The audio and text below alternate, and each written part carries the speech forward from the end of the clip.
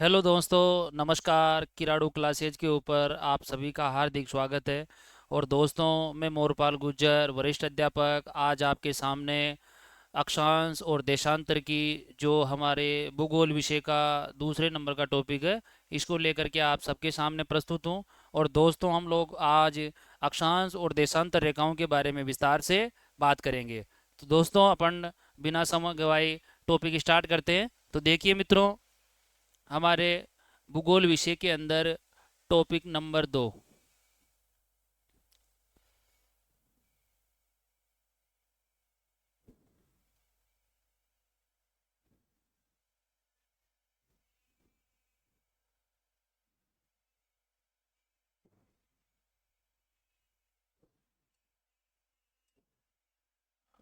Topic number 2,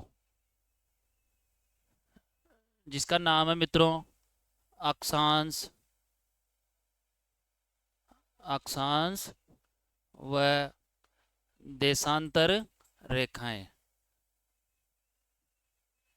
अक्षांश और देशांतर रेखाएं।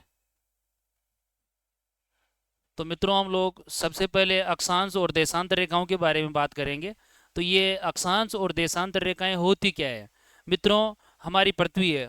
हमारी पृथ्वी, जैसा कि आप लोगों को पता है कि इसकी आकृति लद्वक्ष गोलाभ के समान है। अर्थात हम लोगों ने पहले भी समझा होगा, और नहीं समझा तो समझ लेते हैं कि जैसे मान लो मित्रों, ये हमारी पृथ्वी है। ये हमारी पृथ्वी है।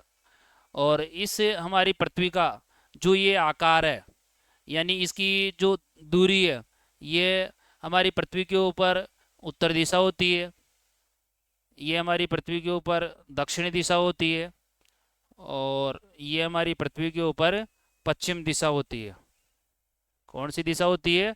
पश्चिम दिशा। और मित्रों, ये हमारी पृथ्वी के ऊपर पूरब दिशा होती है।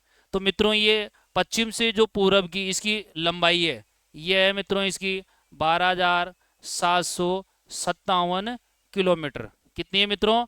12,757 किलोमीटर।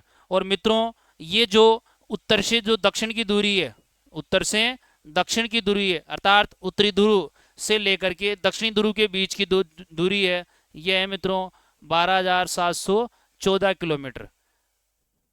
तो मित्रों, हम इनमें इनका जो गैप है वो ज्ञात करते हैं, तो लगभग इनके अंदर 43 किलोमीटर का अंतर आता है। कितना अंतर आता है? 43 किलोमीटर का। अर्थात हमारी पृथ्वी पूर्व से पश्चिम की अपेक्षा उत्तर से दक्षिण की इसकी जो दूरी है, उसके अंदर 43 किलोमीटर का फर्क है। अर्थात मित्रों, हम लोग ये कह सकते हैं कि हमारी जो पृथ्वी है, ये उत्तरी ध्रुव और दक्षिणी ध्रुव के ऊपर पिचकी हुई है, अर्थात दबी हुई है। अब मित्रों, हमारे सामने प्रश्न उठता है कि ये अक्षांश और देशांतर रेखाएं हमारे काम में क्या आती है। तो मित्रों, जैसा कि आप लोगों को पता होगा, हमारी ये जो पृथ्वी की जो आकृति है, इस आकृति के कारण इसको लद्वक्ष गोलाभ, लद्वक्ष लद्वक्ष गोलाभ अथवा जियोइड, जियोइड के नाम से इसको जाना जा सकता है। अर्थात हम लोग हमारी पृथ्वी की जो ये आकृति है, इसके आकृति के अनुसार इसको लद्वक्ष गोलाभ या जियोइड के नाम से जानते हैं। और मित्रों, हमारी जो पृथ्वी है, उसका नमूना या उसकी प्रतिकृति एक प्रकार से हम लोग ग्लोब को कह सकते हैं। किसको कह सकते हैं मित्रों? ग्लोब को। और ग्लोब के अंदर मित्रों, आप लोगों ने देखा होगा कि बिल्कुल हूबहू जिस प्रकार से हमारी पृथ्वी है, उसी का नमूना अपन ग्लोब को कह सकते हैं। अब मित्रों, ग्लोब के अंदर कहने का मतलब बड़ी बड़ी चीज़ों को तो हम लोग देख सकते हैं। जिस प्रकार से आप लोगों ने देखा होगा कि हमारी जो पृथ्वी है, जैसे मान लो मित्रों, मैंने आप लोगों को पहले भी बताया था कि जैसे मान लो मित्रों, ये हमारी पृथ्वी है। अब हमारी पृथ्वी के ऊपर मैंने आपको एक दिन पहले भी बताया था कि इसका जो लगभग 29.2% जो हिस्सा है, यानी 29.2% भाग पर क्या है मित्रों? स्थल मंडल है। क्या है मित्रों? इसके ऊपर स्थल मंडल है। और लगभग जो 70.8% भाग है, 70.8% भाग पर क्या है मित्रों? जलमंडल है। क्या है मित्रों? जलमंडल है। और मित्रों, ये स्थल मंडल और जो जलमंडल है, आप लोगों को पता होगा कि ये जो अपना स्थलीय भाग है ना, इसके ऊपर 7 महाद्वीप हैं मित्रों। कितने महाद्वीप हैं? 7 महाद्वीप हैं। और वो 7 महाद्वीप कौन कौन से हैं मित्रों? सबसे बड़ा एशिया महाद्वीप, सबसे बड़ा एशिया महाद्वीप। उसके बाद में दूसरे नंबर पे आपका अफ्रीका महाद्वीप। दूसरे नंबर पे कौन सा महाद्वीप है मित्रों? अफ्रीका महाद्वीप। तीसरे नंबर पे मित्रों आपका उत्तर अमेरिका महाद्वीप। तीसरे नंबर पे उत्तर अमेरिका महाद्वीप। चौथे नंबर पे मित्रों आपका दक्षिणी अमेरिका महाद्वीप। चौथे नंबर पे कौन सा महाद्वीप है मित्रों? दक्षिणी अमेरिका महाद्वीप। और पांचवें नंबर पे मित्रों आपका अंटार्कटिका महाद्वीप। कौन सा महाद्वीप है मित्रों? अंटार्कटिका महाद्वीप, जो कि बर्फ ही बर्फ में भरा हुआ है, अर्थात इसके अंदर बर्फ ही बर्फ जमी हुई है मित्रों। और इसके बाद में मित्रों छठे नंबर पे आता है आपका यूरोप महाद्वीप। छठे नंबर पे कौन सा महाद्वीप है? यूरोप। और सातवें नंबर का महाद्वीप है मित्रों आपका ऑस्ट्रेलिया महाद्वीप। अर्थात हमारा जो ये पृथ्वी के ऊपर जो स्थलीय भाग है, इसका लगभग 29.2% भाग कैसा है? 7 महाद्वीपों के अंदर बटा हुआ है मुख्य रूप से। वैसे और भी छोटे छोटे द्वीप हैं, लेकिन मुख्य रूप से 7 महाद्वीप हैं इसके ऊपर। इसके बाद में मित्रों हम लोग जलमंडल की बात करते हैं, तो ये जलमंडल मित्रों आपके मुख्य रूप से 4 महासागरों के अंदर है। कितने महासागर हैं? 4 महासागर है मित्रों इसके ऊपर। और वो 4 महासागर कौन कौन से हैं? पहले नंबर पे आपका प्रशांत महासागर। पहले नंबर पे प्रशांत महासागर। इसके बाद में मित्रों दूसरे नंबर पर है आपका अटलांटिक महासागर। दूसरे नंबर पे कौन सा महासागर है मित्रों? अटलांटिक महासागर। अटलांटिक महासागर। इस अटलांटिक महासागर का ही दूसरा नाम है अंध महासागर। अटलांटिक महासागर का ही दूसरा नाम क्या है? अंध महासागर। और मित्रों तीसरे नंबर पे आपका हिंद महासागर। तीसरे नंबर पे कौन सा महासागर है?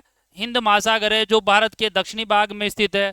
और भारत का आप लोगों को पता होगा हिंदुस्तान भी नाम है, और हिंदुस्तान नाम के आधार पर इसका नाम क्या पड़ा है?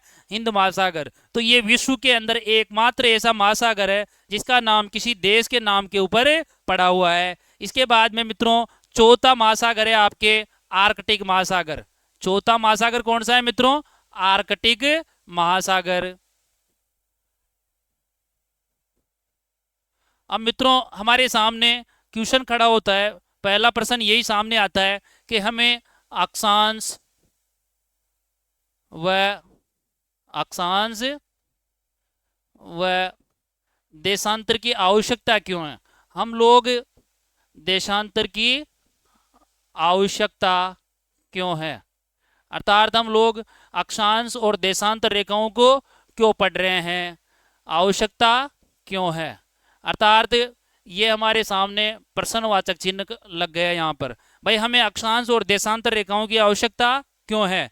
तो मित्रों जैसा कि आप लोगों को मैं बताऊं कि हम लोग जो बड़ी बड़ी हमारी पृथ्वी के ऊपर जो बड़ी बड़ी स्थलाकृति हैं, महाद्वीप और महासागर, उनको तो हम लोग ग्लोब के माध्यम से भी देख सकते हैं, लेकिन कुछ छोटे छोटे स्थान हैं जिनकी जानकारी अगर हमारे को प्राप्त करनी है तो उसके लिए हम लोगों ने इस ग्लोब को एक तरीके से ये मान लो जिस प्रकार से एक प्याज या अपन ये कह सकते हैं जैसे एक नारंगी होती है, उसी प्रकार से हमारी पृथ्वी है। अब हमारी पृथ्वी को खोल करके इसको पढ़ने के लिए हमें 2 काल्पनिक रेखाओं की आवश्यकता पड़ी है। मित्रों एक बार मैं पुनः दोहराना चाहूंगा कि हमारी ये जो अक्षांश और देशांतर रेखाएं हैं ये कोई वास्तविक रेखाएं नहीं है, बल्कि ये तो हम लोगों ने हमारी पृथ्वी का अध्ययन करने के लिए 2 काल्पनिक रेखाएं मानी है। और इन काल्पनिक रेखाओं को अर्थात मित्रों हमारी ये जो अक्षांश और देशांतर रेखाएं हैं ये क्या है? काल्पनिक रेखाएं हैं, अर्थात कोई ये वास्तविक रेखाएं नहीं है। इसके बाद में मित्रों अब हम लोग इनके बारे में विस्तार से अध्ययन शुरू करते हैं। तो सबसे पहले मित्रों हम लोग अक्षांश रेखाओं के बारे में पढ़ेंगे, उसके बाद में अक्षांश रेखाओं का क्या महत्व है, अक्षांश रेखाएं किस प्रकार से बनाई जाती है, इसके बाद में देशांतर रेखाओं के बारे में पढ़ेंगे, देशांतर रेखाओं का क्या महत्व है उसके बारे में पढ़ेंगे। उसके बाद में मित्रों हम लोग अक्षांश और देशांतर दोनों मिलकर के एक साथ हमारे किस प्रकार से हमारे लिए उपयोगी है, तो वो सारी चीजें हम लोग विस्तार से पढ़ेंगे। तो मित्रों सबसे पहले मैं आपको अक्षांश रेखाओं का एक मानचित्र दिखाऊंगा और उसके माध्यम से अक्षांश रेखाओं के बारे में बताना चाहूंगा। तो देखो मित्रों सबसे पहले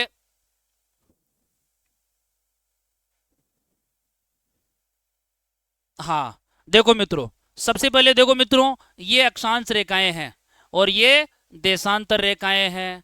ये क्या है मित्रों? पहले ये अक्षांश रेखाएं और ये देशांतर रेखाएं। अक्षांश रेखाओं को मित्रों अंग्रेजी के अंदर लेटीट्यूड बोलते हैं। क्या बोलते हैं इनको मित्रों? लेटीट्यूड। और जो देशांतर रेखाएं हैं इनको अंग्रेजी के अंदर बोलते हैं मित्रों लॉन्गिट्यूड। क्या बोलते हैं मित्रों इनको? लॉन्गिट्यूड। अर्थात अगर आप लोगों के वैसे समझ में नहीं आता तो इनको अपन इस प्रकार से समझ सकते हैं कि ये जो अक्षांश रेखाएं हैं ये क्या है? लेटी हुई है। और लेटा हुआ आदमी आड़ा होता है, कहने का मतलब अपने देसी भाषा में कहें तो लेटा हुआ आदमी क्या होता है? आड़ा होता है। इस प्रकार से देखो मित्रों, ये हमारी पृथ्वी के ऊपर, या आप लोगों ने पहले ही बताया था मैंने आपको कि ये पश्चिम दिशा है और ये पूरब दिशा है। तो मित्रों अगर आप लोग इसकी परिभाषा पढ़ोगे कि अक्षांश रेखाएं किस दिशा में खींची जाती है, तो मित्रों ये पश्चिम से पूरब की तरफ खींची जाती है। किस दिशा में खींची जाती है? पश्चिम से पूरब दिशा की तरफ। इसके बाद में मित्रों जो ये देशांतर रेखाएं हैं, इन देशांतर रेखाओं की दिशा उत्तर से दक्षिण की तरफ होती है। किस तरफ होती है मित्रों? उत्तर से दक्षिण की तरफ होती है। और मित्रों इनकी संख्या, अक्षांश रेखाओं की संख्या 181 होती है और इनकी संख्या कितनी होती है मित्रों? 360 होती है मित्रों। तो इनके बारे में हम लोग विस्तार से पढ़ेंगे। अब एक मिनट मित्रों, मैं पानी पी लेता हूं।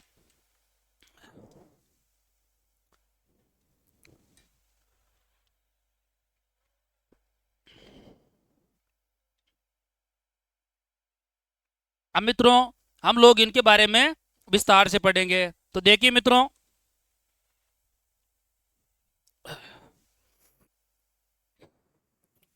तो सबसे पहले मित्रों हम लोग देखते हैं अक्षांश रेखाएं। क्या पढ़ेंगे सबसे पहले? अक्षांश रेखाएं। तो मैं हेडिंग डालता हूं,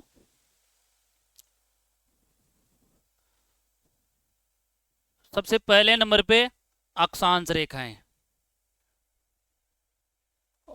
और ये जो अक्षांश रेखाएं मित्रों, इसी का दूसरा नाम है मित्रों समांतर रेखाएं। समांतर रेखाएं। अक्षांश रेखाओं का ही दूसरा नाम क्या है मित्रों? समांतर रेखाएं। समांतर रेखाएं क्यों कहा जाता है मित्रों इनको? क्योंकि मित्रों देखो, ये जैसे मान लो ये हमारी पृथ्वी है। ये क्या है मित्रों? हमारी पृथ्वी है। अब इस हमारी पृथ्वी के ऊपर ये जो अक्षांश रेखाएं बनाई जाती है, ये जो अक्षांश रेखाएं बनाई जाती है, इनकी दिशा मैंने आप लोगों को बताई दी। इनकी दिशा पश्चिम से पूरब की तरफ बनाई जाती है मित्रों। ये किस तरफ बनाई जाती है? पश्चिम से पूरब की तरफ। और मित्रों इनकी संख्या 181 है। अक्षांश की संख्या कितनी है मित्रों? 181। तो मित्रों इसमें मैं आप लोगों को बताना चाहूंगा कि ये जो 181 संख्या है ना, ये जैसे इसमें बीच में एक 0 डिग्री अक्षांश रेखा होती है। ये क्या है? 0 डिग्री अक्षांश रेखा। और इस 0 डिग्री अक्षांश रेखा का दूसरा नाम है मित्रों विषुवृत्त रेखा।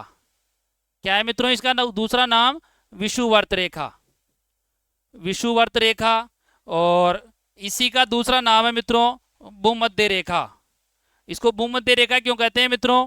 क्योंकि ये जो अपना अफ्रीका महाद्वीप के ऊपर की तरफ भूमध्य महासागर है, तो उस महासागर से गुजरने के कारण या भूमध्य सागर से गुजरने के कारण इसको भूमध्य रेखा भी कहा जाता है। और मित्रों ये जो 0 डिग्री अक्षांश रेखा है, ये हमारी पृथ्वी को 2 गोलार्धों में बांटती है। इसके ऊपर वाला भाग, इसके ऊपर वाला भाग उत्तरी गोलार्ध, इसके ऊपर वाला भाग उत्तरी गोलार्ध,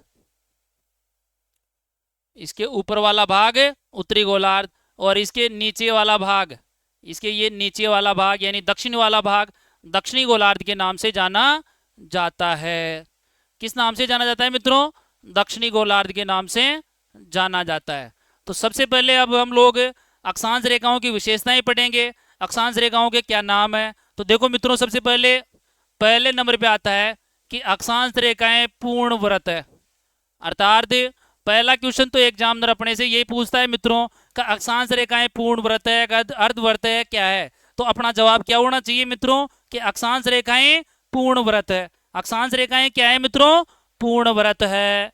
इसके बाद में मित्रों देखो आगे, इनका प्रदर्शन, दूसरे नंबर का टॉपिक आता है इसमें, इनका प्रदर्शन। तो मित्रों आप लोगों को ये चीज ध्यान रखनी है हमेशा कि इनका प्रदर्शन 90 0 डिग्री से लेकर के, एक मिनट,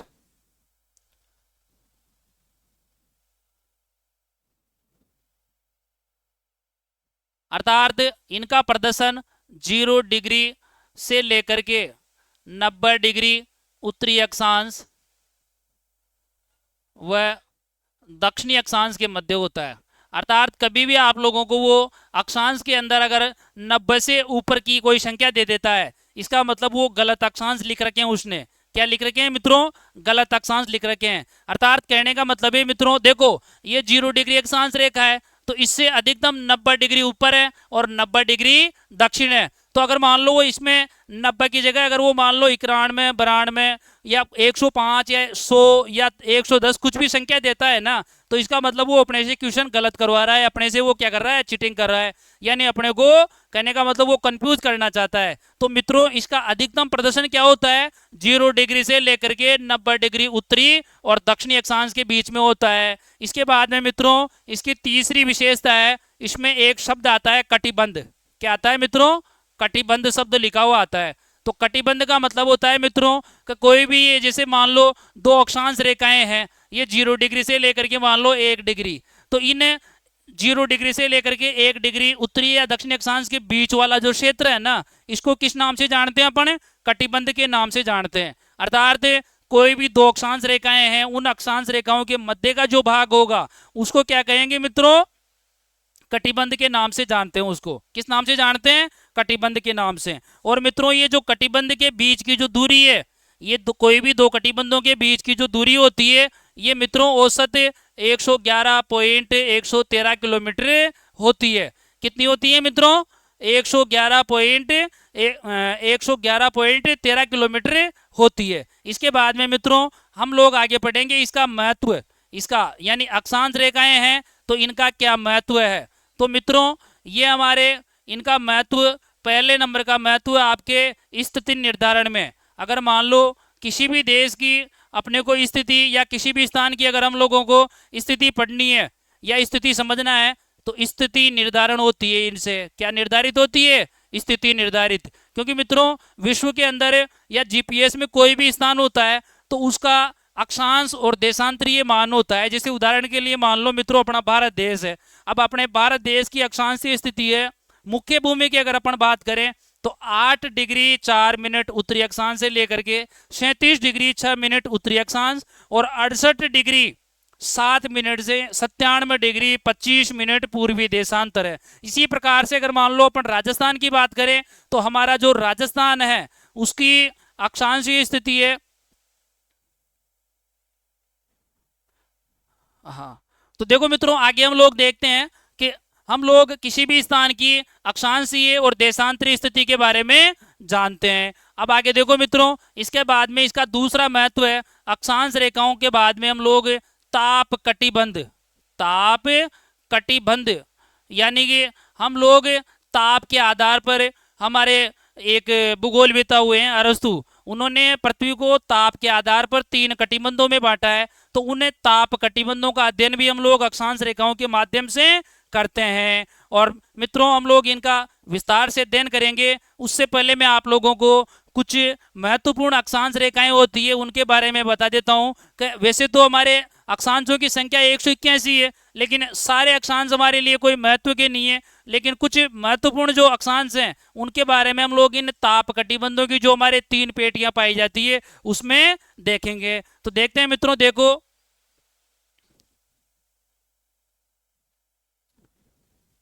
हाँ, जैसे देखो मित्रों ये हमारा अरस्तु ताप के आधार पर,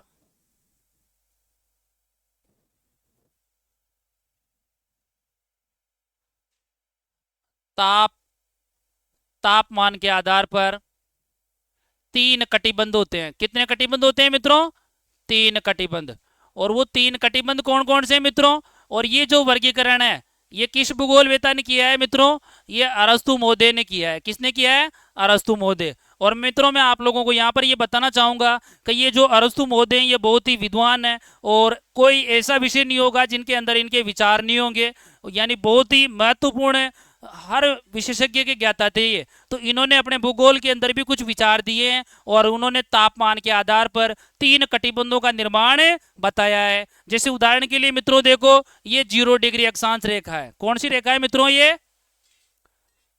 0 डिग्री अक्षांश रेखा है। ये 0 डिग्री अक्षांश रेखा है। और इस 0 डिग्री अक्षांश रेखा का दूसरा नाम मित्रों मैंने आप लोगों को पहले बताया था, विषुववृत्त। विषुववृत्त अथवा भूमध्य रेखा बताया था। क्या बताया था मित्रों इसको? भूमध्य रेखा। इसके बाद में मित्रों आप लोग, इससे हम लोग ऊपर की तरफ जाएंगे तो यहाँ पर एक रेखा और खींची हुई है, जिसको हम लोग 23.5 डिग्री उत्तरी अक्षांश रेखा कहते हैं। क्या कहते हैं इसको? 23.5 डिग्री उत्तरी अक्षांश रेखा। और ये जो 23.5 डिग्री उत्तरी अक्षांश रेखा है मित्रों, इसी का दूसरा नाम है कर्क रेखा। इसी का दूसरा नाम क्या है मित्रों? कर्क रेखा। इसके बाद में मित्रों फिर यहाँ पर 66.5 डिग्री उत्तरी अक्षांश रेखा है, जिसका नाम यहाँ पर लिखा हुआ है आर्कटिक वर्त। क्या लिखा हुआ है मित्रों? आर्कटिक वर्त। इसके बाद में मित्रों ये जो 0 डिग्री अक्षांश रेखा है, इससे नीचे की तरफ देखेंगे तो 23.5 डिग्री दक्षिणी अक्षांश रेखा है, और 23.5 डिग्री दक्षिणी अक्षांश रेखा का ही दूसरा नाम क्या है मित्रों? मकर रेखा। क्या लिखा हुआ है मित्रों? मकर रेखा। इसके बाद में मित्रों 66.5 डिग्री दक्षिणी अक्षांश रेखा है, और 66.5 डिग्री दक्षिणी अक्षांश रेखा का नाम लिखा हुआ है यहाँ पर अंटार्कटिक वर्त। इससे ऊपर की तरफ देखेंगे तो यहाँ पर 90 डिग्री उत्तरी अक्षांश है, और यहाँ पर 90 डिग्री दक्षिणी अक्षांश है। तो मित्रों जैसे ये 0 डिग्री से लेकर के 23.5 डिग्री उत्तरी अक्षांश और 23.5 डिग्री दक्षिणी अक्षांश, इसके बीच वाला जो ये कटिबंध है, इसके बीच वाला जो ये कटिबंध है, इसको हम लोग उष्ण कटिबंध के नाम से जानते हैं। किस नाम से जानते हैं मित्रों? उष्ण कटिबंध के नाम से जानते हैं इसको। क्या नाम देंगे हम इसको? उष्ण कटिबंध। ये देखिए मित्रों, इसको हम क्या नाम देंगे? उष्ण कटिबंध। उष्ण कटिबंध। इसके बाद में मित्रों देखो, ये जो 23.5 डिग्री उत्तरी अक्षांश से लेकर के 66.5 डिग्री उत्तरी अक्षांश के जो बीच वाला एरिया है, और ये 23.5 डिग्री उत्तरी दक्षिणी अक्षांश से लेकर के 66.5 डिग्री दक्षिणी अक्षांश के बीच वाला जो ये एरिया है, इसको मित्रों हम लोग शीतोष्ण कटिबंध के नाम से जानते हैं। किस नाम से जानते हैं मित्रों इसको? शीतोष्ण कटिबंध।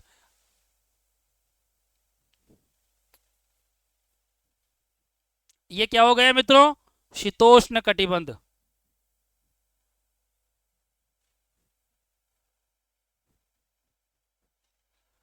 तो ये उष्ण कटिबंध हो गया, और ये शीतोष्ण कटिबंध हो गया। ये क्या बना मित्रों? शीतोष्ण कटिबंध। इस शीतोष्ण कटिबंध के बाद में मित्रों ये 66.5 डिग्री उत्तरी अक्षांश से लेकर के 90 डिग्री उत्तरी अक्षांश, 90 डिग्री उत्तरी अक्षांश को हम लोग उत्तरी ध्रुव के नाम से जानते हैं, और 90 डिग्री दक्षिणी अक्षांश को हम लोग दक्षिणी ध्रुव के नाम से जानते हैं। तो देखो मित्रों 66.5 डिग्री उत्तरी अक्षांश से लेकर के 90 डिग्री उत्तरी अक्षांश, और 66.5 डिग्री दक्षिणी अक्षांश से लेकर के 90 डिग्री दक्षिणी अक्षांश के जो बीच वाला जो भाग है, इसको हम मित्रों शीत कटिबंध के नाम से जानते हैं। किस नाम से जानते हैं इसको? शीत कटिबंध के नाम से जानते हैं मित्रों। अब आप लोग सोच रहे होंगे कि सर हमारे ये काम में क्या आते हैं, इनका क्या महत्व है, अर्थात हम लोग इनका अध्ययन क्यों करें?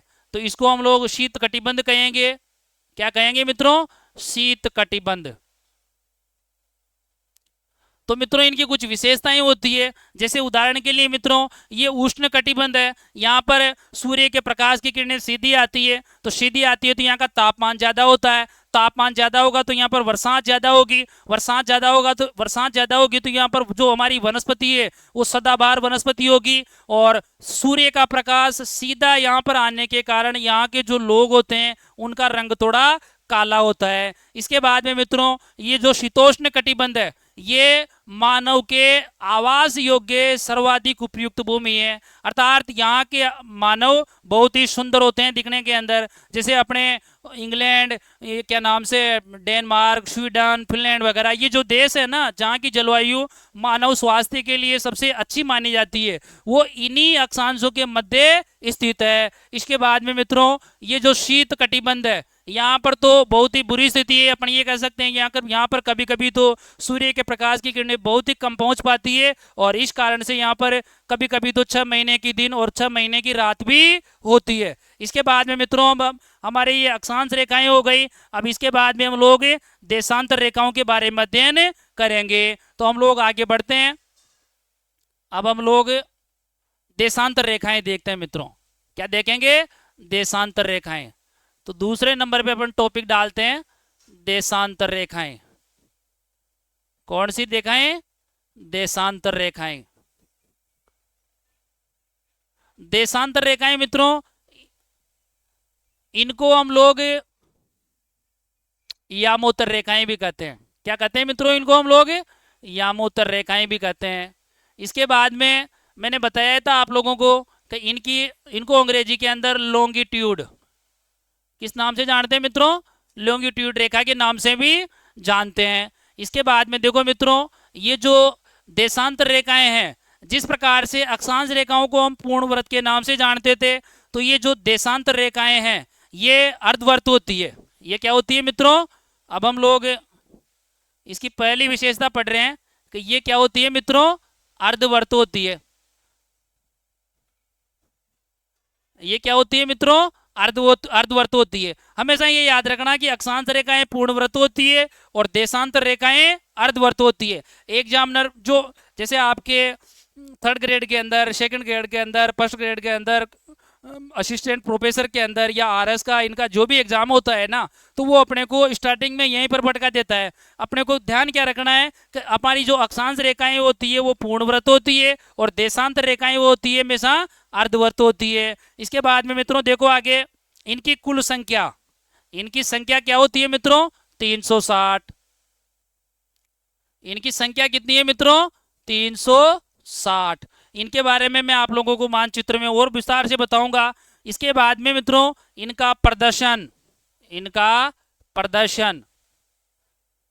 तो जिस प्रकार से मित्रों अक्षांश रेखाओं के बारे में हम लोगों ने देखा था कि अक्षांश रेखाएं अधिकतम 0 डिग्री से लेकर के 90 डिग्री उत्तरी अक्षांश और 90 डिग्री दक्षिणी अक्षांश के बीच में दर्शाई जाती है, उसी प्रकार से मित्रों ये जो हमारी देशांतर रेखाएं हैं इनका प्रदर्शन 0 डिग्री देशांतर से लेकर 0 डिग्री देशांतर से लेकर 180 डिग्री पूर्व व पश्चिमी देशांतर के नाम से दर्शाई जाती है। अब मित्रों अगर आपको इसमें 180 डिग्री देशांतर से अगर मान लो वो कोई भी संख्या दे देता है ना क्वेश्चन के अंदर, तो इसका मतलब वो अपने को पागल बना रहे हैं एग्जामिनर। तो अपने को क्या बनना है? पागल नहीं बनना, अपने को बुद्धिमान बनना है। तो बुद्धिमान बनने के लिए अपने को क्या ध्यान रखना है मित्रों? कि अक्षांश रेखाएं 90 डिग्री से ऊपर नहीं होती और देशांतर रेखाएं 180 से ऊपर नहीं होती। 180 पूर्व या पश्चिम, इसके बीच में ही इसका मान आता है। तो देखो मित्रों आगे हम लोग देखते हैं, जिस प्रकार से जो अक्षांश रेखाएं थी, उन अक्षांश रेखाओं के मध्य, 2 अक्षांश रेखाओं के मध्य का जो भाग था उसको अपन कटिबंध के नाम से जानते थे। तो यहाँ पर जो 2 देशांतर रेखाएं होती है, 2 देशांतर रेखाएं होती है, उसके मध्य का भाग गोर के नाम से जाना जाता है। किस नाम से जाना जाता है मित्रों? गोर या गोरे के नाम से जाना जाता है। ये 2 देशांतर रेखाओं के मध्य का भाग है और मित्रों इसकी औसत दूरी होती है 111.32 किलोमीटर। अर्थात कोई भी 2 देशांतर रेखाओं के मध्य का औसत मान कितना होता है मित्रों? 111.32 किलोमीटर। इसके बाद में मित्रों हम लोग आगे देखते हैं। अब मैं आपको एक इसका मानचित्र दिखाता हूं देशांतर रेखाओं का, उससे आपके और बढ़िया समझ में आ जाएगी। तो देखो मित्रों, जैसे ये मानचित्र देखते हैं अपन। हाँ, तो तो देखो मित्रों, अगर ये अपन इनकी दिशा की बात करें, सॉरी इसमें मैं दिशा लिखना भूल गया आपको पहले। हाँ, इसके अंदर इनकी दिशा क्या होगी मित्रों? अगर अपन दिशा की बात करें, इनकी इनकी दिशा क्या होगी? इनकी दिशा होती है मित्रों पश्चिम से पूरब की तरफ।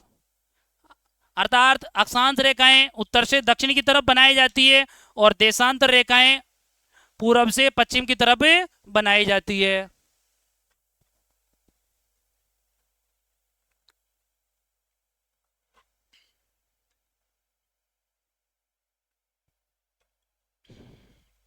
तो मित्रों आगे देखते हैं हम लोग।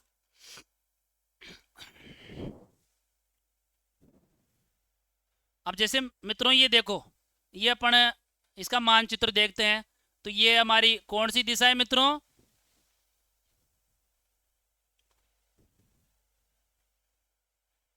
ये हमारी उत्तर दिशा है। कौन सी दिशा है मित्रों? उत्तर दिशा। और ये है हमारी दक्षिण दिशा। ये हमारी क्या है? दक्षिण दिशा। तो ये देखो, ये उत्तर से दक्षिण की तरफ बनाई जाती है। और इनकी कुल संख्या कितनी है मित्रों? 360। कितनी है मित्रों? 360। और ये अधिकतम इनका प्रदर्शन देख लो मित्रों। इनका अधिकतम जो प्रदर्शन है वो पूरब से पश्चिम की तरफ 180 डिग्री तो पश्चिम और 180 डिग्री पूरब, इससे ज़्यादा इनका प्रदर्शन नहीं दिखाया जाता है। तो देखो मित्रों, आगे देखते हैं हम लोग। अब हम लोग इनका महत्व देखेंगे, यानी जो देशांतर रेखाएं हैं इनका क्या महत्व है। तो महत्व के अंदर देखो मित्रों, महत्व अर्थात हमारे लिए क्या किस प्रकार से उपयोगी है ये। तो इनके महत्व के अंदर पहला है इनका महत्व स्थिति। कोई भी स्थान है तो उसकी स्थिति ज्ञात करने के काम में आती है। अर्थात अक्षांश और देशांतर दोनों रेखाओं के सहयोग से हम लोग किसी भी स्थान की स्थिति ज्ञात कर सकते हैं। इसके बाद में मित्रों इसका दूसरा महत्व है किसी भी स्थान का समय ज्ञात करना हो। समय ज्ञात करने के लिए हम लोग इनका उपयोग करते हैं, समय ज्ञात करने के लिए। अब मित्रों मैं आप लोगों को ये समय ज्ञात करने के लिए और विस्तार से बताऊंगा। उससे पहले हम लोग किस प्रकार से हम लोग अक्षांश और देशांतर रेखाओं के माध्यम से इनकी स्थिति ज्ञात करते हैं तो वो समझते हैं पहले मित्रों। जैसे उदाहरण के लिए मान लो मित्रों, मैं आप लोगों को पहले एक मानचित्र दिखाता हूं।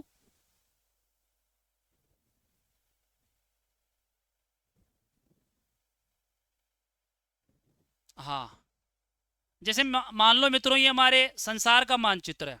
ये क्या है मित्रों? संसार का राजनीतिक संसार का राजनीतिक मानचित्र मित्रों। अब ये मानचित्र है, इसके अंदर पूरी पृथ्वी को दिखाया गया है और इस पृथ्वी के ऊपर जो पूरा स्थलीय और जलीय भाग है उसको दिखाया गया है। अगर मान लो अब अपने को यहाँ पर कोई छोटे से भूभाग की स्थिति ज्ञात करनी है, जैसे मान लो अपना भारत देश ही है, तो अपना ये भारत देश यहाँ पर है इस प्रकार से। ये अपना भारत देश इस प्रकार से यहाँ पर फैला हुआ है या अवस्थित है, ये इसकी अवस्थिति है। तो इसकी अवस्थिति ज्ञात करने के लिए हम लोग क्या पढ़ते हैं कि भारत देश है हमारा, ये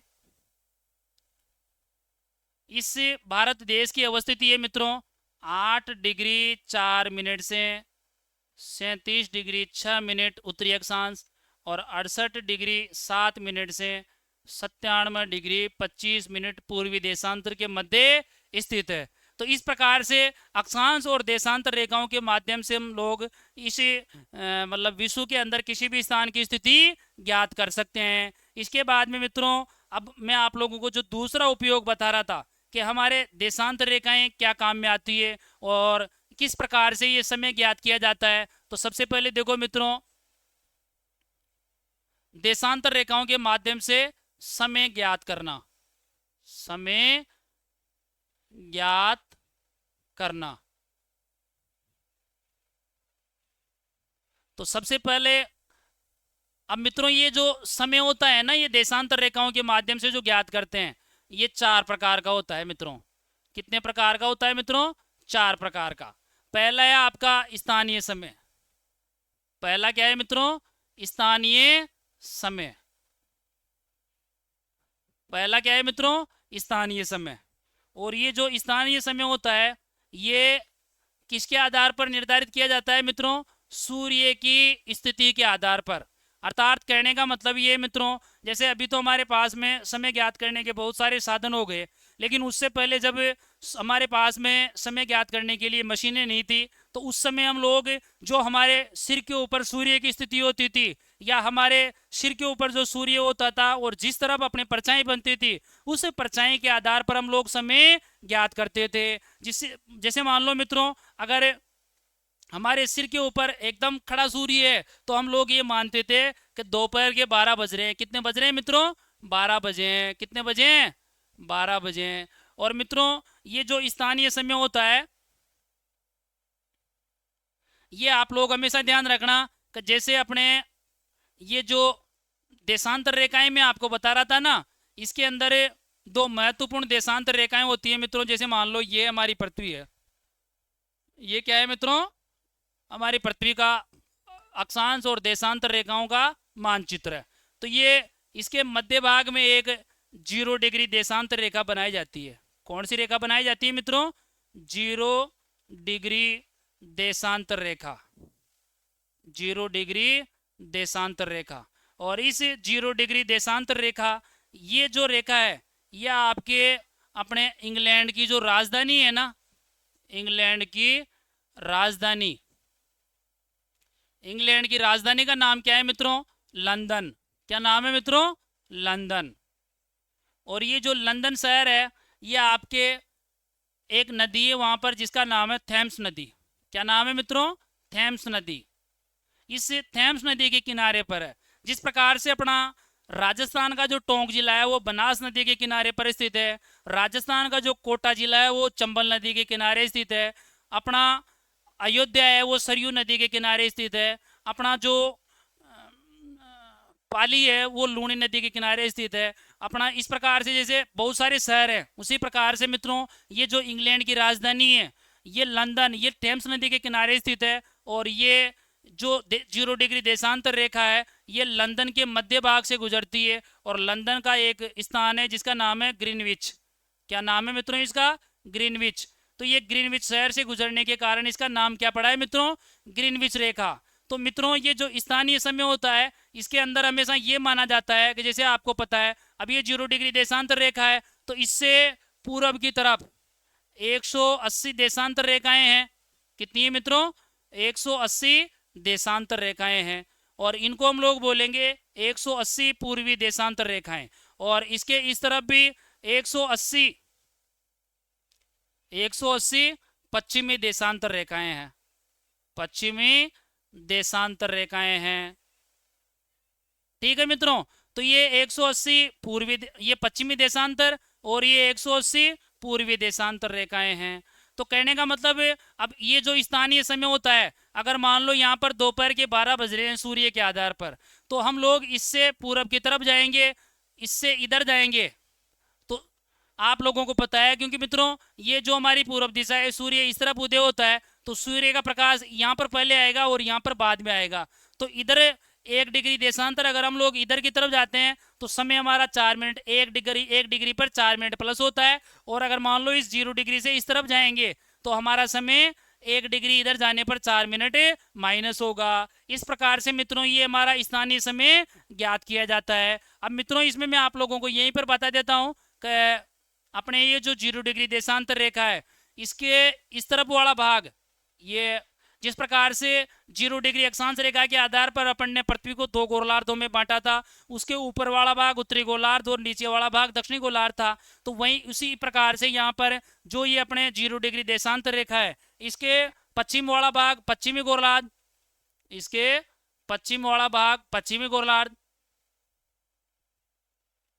और इसके पूर्व वाला भाग पूर्वी गोलार्ध के नाम से जाना जाता है। ठीक है मित्रों, इसके बाद में हम लोग आगे देखते हैं। तो आगे देखो मित्रों,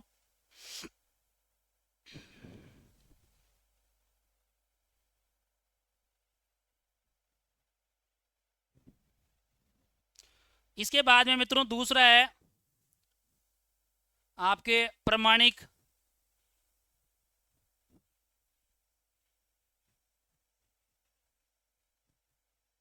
प्रमाणिक मानक या स्टैंडर्ड टाइम। मित्रों इसका निर्धारण जो हमारे देश के अंदर जो सरकार होती है ना उसके द्वारा या देश के द्वारा इसका निर्धारण किया जाता है। इसका निर्धारण किसके द्वारा किया जाता है मित्रों? देश के द्वारा।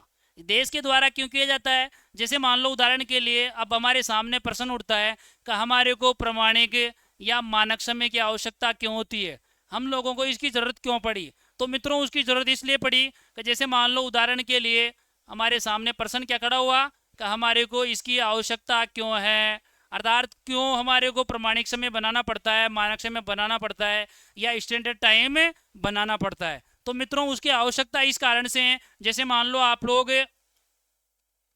ये हमारा सूर्य है, ये हमारा क्या है मित्रों? सूर्य है। अब ये सूर्य के प्रकाश की किरणें आ रही है, क्या आ रही है मित्रों?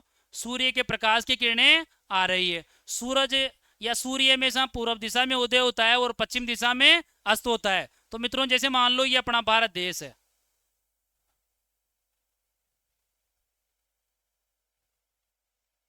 ये मित्रों हमारा क्या है? भारत देश है।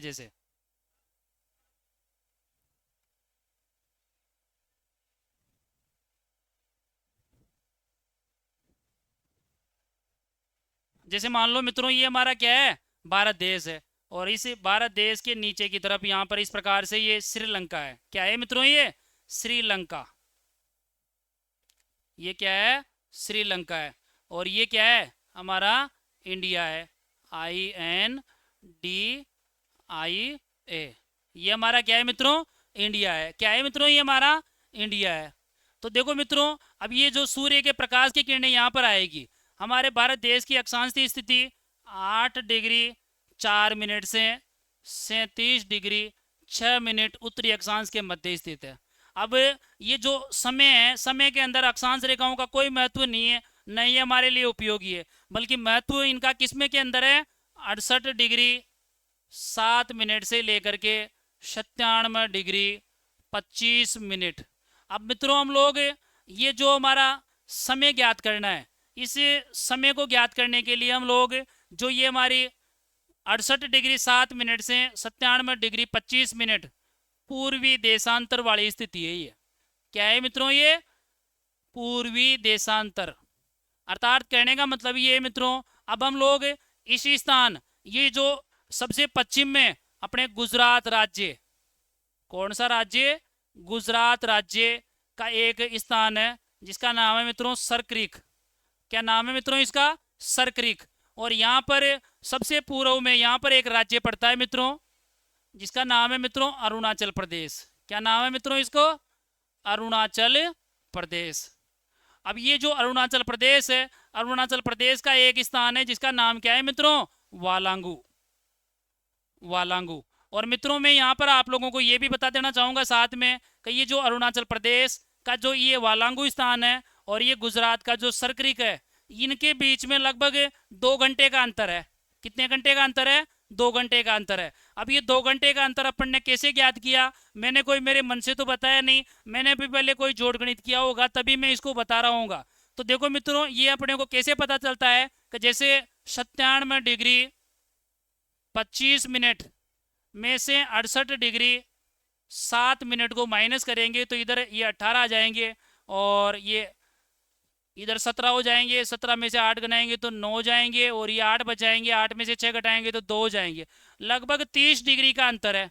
जो ये देशांतरीय मान है, दोनों स्थानों के देशांतरीय मान में 30 डिग्री का अंतर है। और मित्रों मैंने आप लोगों को स्थानीय समय के अंदर ही बताया था कि 1 डिग्री को पार करते हैं तो पूरब की तरफ 4 मिनट प्लस होते हैं और 1 डिग्री को अगर पश्चिम की तरफ पार करते हैं तो 4 मिनट माइनस होते हैं। तो हम लोग देखो मित्रों 68 डिग्री 7 मिनट से और पूरब की तरफ जा रहे हैं तो हमारा समय बढ़ेगा। अर्थात कहने का मतलब मित्रों यहाँ का जो समय है ना वो 2 घंटे आगे होगा और यहाँ का समय 2 घंटे पीछे होगा। अब अपना पूरा भारत देश एक है, पूरे भारत देश के अंदर शासन कार्य को संचालित करने के लिए जितने भी सारे प्रशासनिक काम है उनका समय या एक होना आवश्यक है। तो इसके लिए मित्रों हम लोगों को ये जो 68 डिग्री 7 मिनट से 97 डिग्री 25 मिनट देशांतर रेखाएं हैं, इनके मध्य से कोई एक ऐसी रेखा ज्ञात करना जरूरी था जो कि लगभग भारत के मध्य भाग में से गुजरती है। और वो ऐसी रेखा कौन सी थी मित्रों?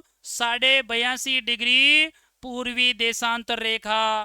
कौन सी रेखा थी मित्रों? ये 82.5 डिग्री पूर्वी देशांतर रेखा। और ये 82.5 डिग्री पूर्वी देशांतर रेखा मित्रों अपने 5 राज्यों में से गुजरती है। सबसे ऊपर की तरफ है यहाँ पर मध्य प्रदेश, सबसे ऊपर कौन सा है?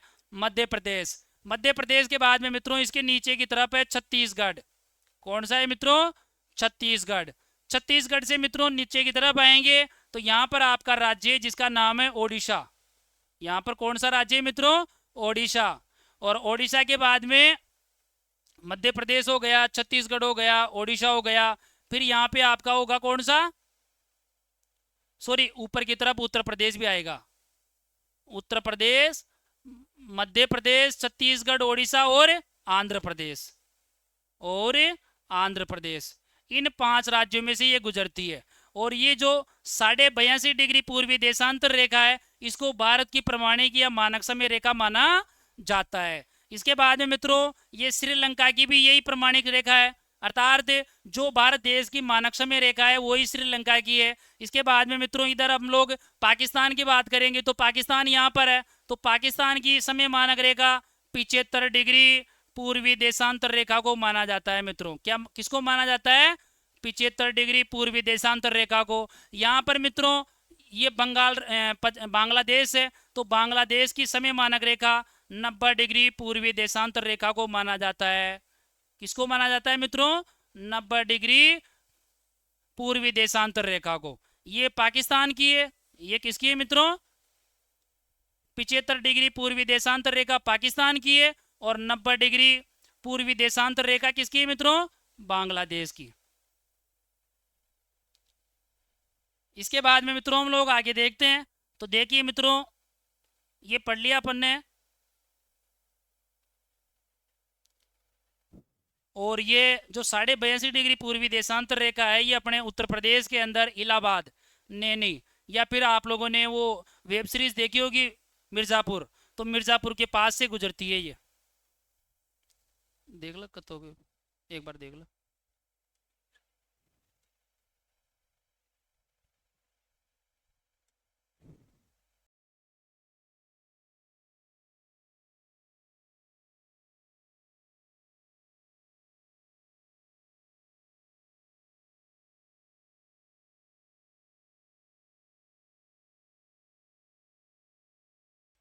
थोड़ी गुजरी। देखो मित्रों इसके बाद में फिर तीसरे नंबर पे पढ़ते हैं मित्रों हम लोग ग्रीनविच माध्य समय। तीसरा क्या पढ़ रहे हैं हम लोग?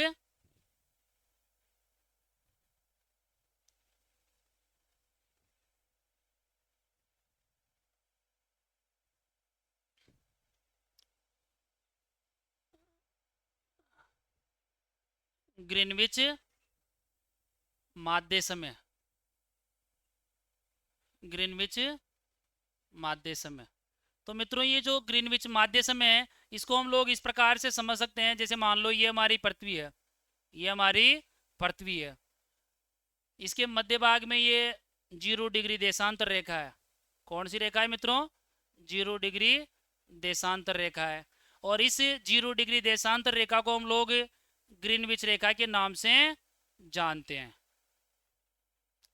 ग्रीनविच रेखा के नाम से जानते हैं। तो मित्रों इसके बारे में हम लोगों को यही समझना है कि हम लोग ये जो ग्रीनविच रेखा है इससे हम लोग जैसे एक डिग्री देशांतर से लेकर के 180 तक जाएंगे ना, तो ये 180 तक जाने में अर्थात प्रति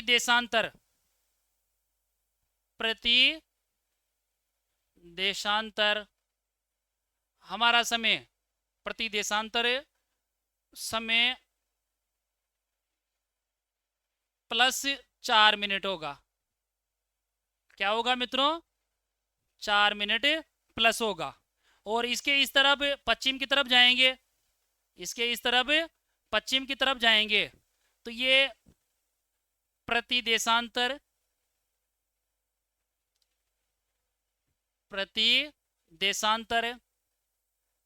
-4 मिनट होगा मित्रों। क्या होगा? 4 मिनट होगा। जैसे उदाहरण के लिए अपना भारत देश है। अब भारत देश की अपन ने प्रमाणिक या समय मानक रेखा क्या मानी मित्रों? 82.5 डिग्री पूर्वी देशांतर रेखा। कौन सी रेखा मानी मित्रों? 82.5 डिग्री पूर्वी देशांतर रेखा। तो ये जो 82.5 डिग्री पूर्वी देशांतर रेखा है, ये 82.5 डिग्री पूर्वी देशांतर रेखा को अपन 4 से गुणा करेंगे तो लगभग इसके अंदर 5 घंटे और 30 मिनट का अंतर आएगा।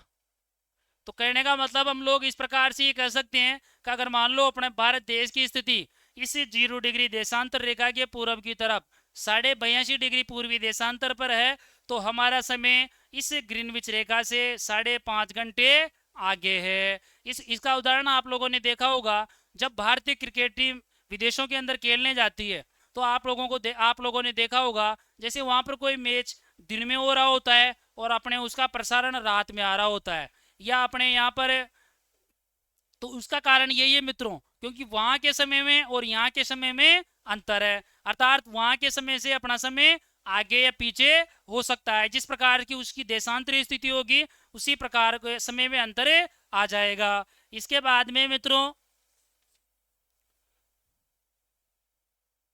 अंतरराष्ट्रीय तिथि रेखा। चौथे नंबर पे क्या पढ़ते हैं मित्रों अपन? अंतरराष्ट्रीय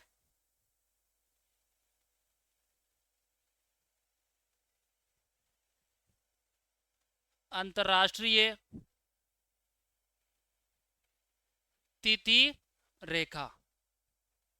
तो कहने का मतलब मित्रों ये जो हमारी पृथ्वी है, ये हमारी पृथ्वी है।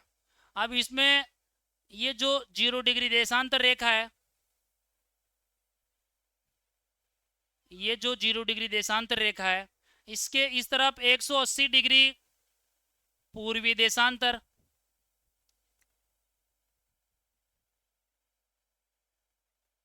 और इसके इस तरफ ये इस प्रकार से 1 2 3 180 तक जाएगी संख्या। इसी प्रकार से इस तरफ भी 1 2 3 4 5 इस प्रकार से होते हुए 180 तक जाएगी। और इसके इस तरफ 180 पश्चिमी देशांतर रेखा होती है मित्रों। तो मित्रों ये जो ये 180 डिग्री पूर्वी देशांतर और पश्चिमी देशांतर ये कोई अलग अलग रेखा नहीं है, ये दोनों एक ही रेखाएं हैं मित्रों। इसको इस प्रकार से समझ सकते हैं हम लोग, जैसे मान लो मित्रों ये हमारे पास में किताब है, ये हमारे पास में बुक है, ये क्या है मित्रों? हमारे पास में बुक है। अब इस बुक के अंदर अपन इस प्रकार से समझ सकते हैं कि ये 0 डिग्री अक्षांश रेखा है, सॉरी 0 डिग्री देशांतर रेखा है। अब इस 0 डिग्री देशांतर रेखा को मित्रों जैसे मान लो इसके इस तरफ 180 डिग्री पश्चिमी देशांतर और इसके इस तरफ 180 डिग्री पूर्वी देशांतर। अब इसको हम लोग ग्लोब के अंदर देखेंगे तो इस प्रकार से, जैसे मान लो मित्रों इस किताब को इस प्रकार से जोड़ेंगे तो ये अलग अलग नहीं हो करके ये दोनों एक ही है। जबकि अपन क्या मानते हैं कि 180 डिग्री पूर्वी देशांतर रेखा और 180 डिग्री पश्चिमी देशांतर रेखाएं अलग अलग है, जबकि ऐसा कुछ भी नहीं है। तो ये 0 डिग्री देशांतर के जस्ट पीछे वाली का मतलब इसको हम लोग प्रतिध्वस्त बिंदु कहते हैं। क्या कहते हैं इसको भूगोल के अंदर? प्रतिध्वस्त बिंदु, प्रतिध्वस्त बिंदु। तो ये जो 180 डिग्री देशांतर रेखा है इसको अंतरराष्ट्रीय तिथि रेखा कहते हैं। और मित्रों इसके अगर ये 180 डिग्री देशांतर रेखा है इसको हम लोग पूरब और पश्चिम दोनों एक ही मानेंगे। तो इसके अगर पूरब की तरफ जाएंगे तो समय घट जाएगा और इसके इधर पश्चिम की तरफ जाएंगे तो एक दिन बढ़ जाएगा और उस तरफ जाएंगे तो एक दिन घट जाएगा। ये हमारे अंतरराष्ट्रीय तिथि रेखा होती है। तो मित्रों आज हम लोग इस क्लास को यहीं समाप्त करेंगे और मैं आप लोगों को एक बार पुनः निवेदन करना चाहूँगा कि आप लोगों को हमारे द्वारा पढ़ाई गई क्लास समझ में आ रही है तो इसी प्रकार से इस मान सम्मान को बनाए रखें, इसी प्रकार से हमारे को प्यार प्रदान करते रहें।